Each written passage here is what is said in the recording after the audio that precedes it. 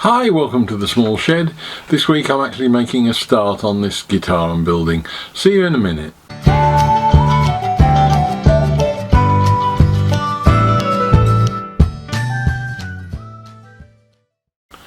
Now the first few builds are going to be centered on the neck and the fretboard. The two sort of are interwoven together in that you need one to help size up and mark out the other, really. So I'm going to make a start this week on the fretboard and hopefully get all the fret slots cut in the right places. It's probably the most important thing, because if you haven't got that right, the whole thing becomes just a chunk of wood. So we're going to make a start on that. Now, in the intervening time between when the build is taking place and when the videos go out, there's a bit of movement on all sorts of things. One of which is that it ceased to become GT1. That was always just a working title for whatever the name of the guitar would be, and I hadn't got a name at the time. It's being slightly influenced by our New Zealand holiday in some of the materials that are going to be used later on, and one or two other little nods towards that, because it was quite an interesting holiday, and I sort of wanted to absorb some of that into the project. So it's going to be known as Spirit, which it's to do with it being the spirit of New Zealand, essentially. Maori word for that is Wairua, I think, and that will become the name of that guitar from henceforth. Right, so let's make a start on fretboard.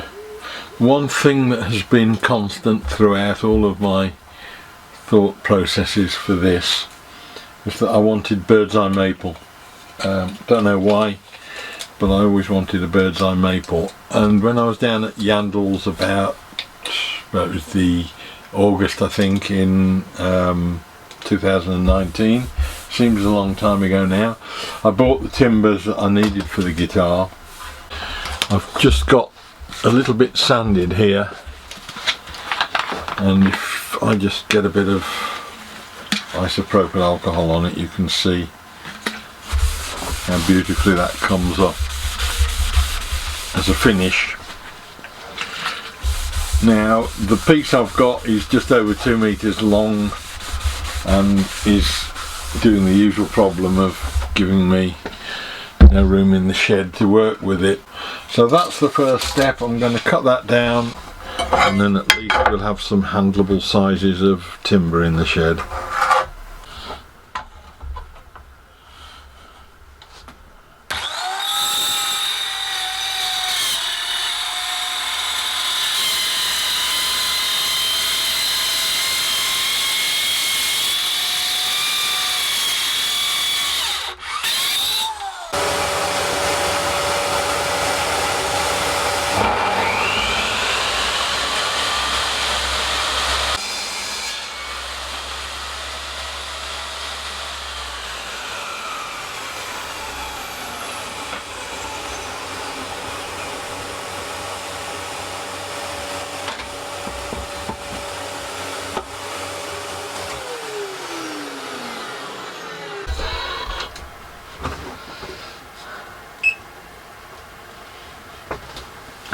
So that's got me potentially half a dozen fretboards, so that's more than I'm ever likely to use, because I wouldn't always want to do them in bird's eye maple.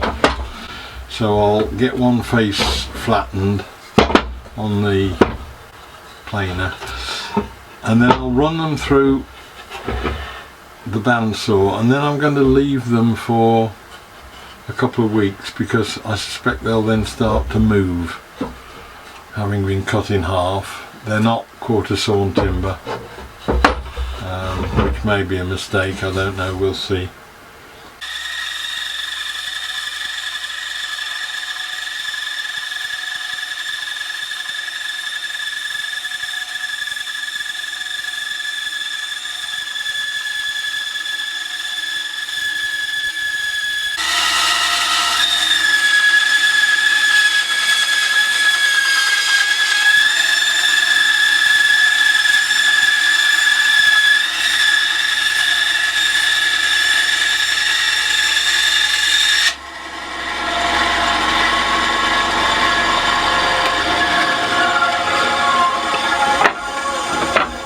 So I've now got, effectively I think I've got 3 fretboards.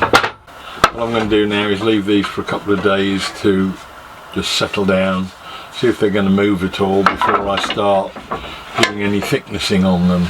At the moment they are well over thickness. I want 6 or 7 mil I think, and at the moment they are 10. So I've got plenty of room to thin them down and get to see, certainly on that one, what it looks like underneath, because this is the underside of the board, so I don't really know how well figured that is. But we'll put them through the planer thicknesser in a few days and we'll come back to it then.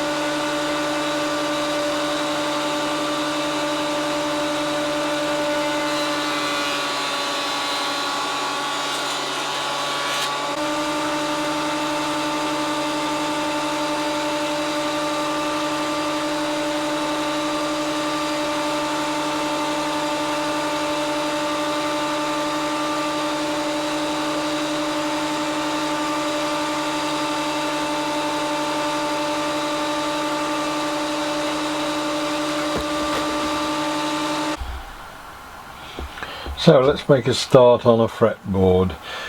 The timber that I've got thicknessed and cut to width is, I hope, consistent. Let's just have a check on that. It is 79.49 at that end and 79.47 at that end, so it's 0.002 millimetre or something out.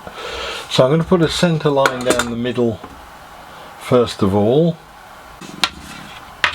So the next thing to do is to mark up the nut end. So we'll take an arbitrary point and put our nut end in. I want to leave a little bit of room beyond it for where there's a slot for the nut, and then it'll just curve away down to the headstock. So first thing to do is to cut a slot. I'm going to do it by hand rather than by jig. See how I get on, and if I fail then we'll go into the second fretboard and have a go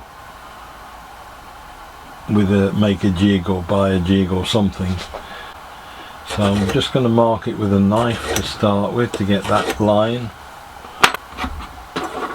And I've got a rather nice saw made by Thomas Flynn, Sheffield, which is the right kerf for a fret slot. There are holes there to put a bracket on to mount for depth. At the moment I really want to get the depth roughly right so that it establishes a position, and I'll worry about cleaning it to the right depth later. I think I'll just use the square as a reference to get me a square while I start the cut. Put it on the actual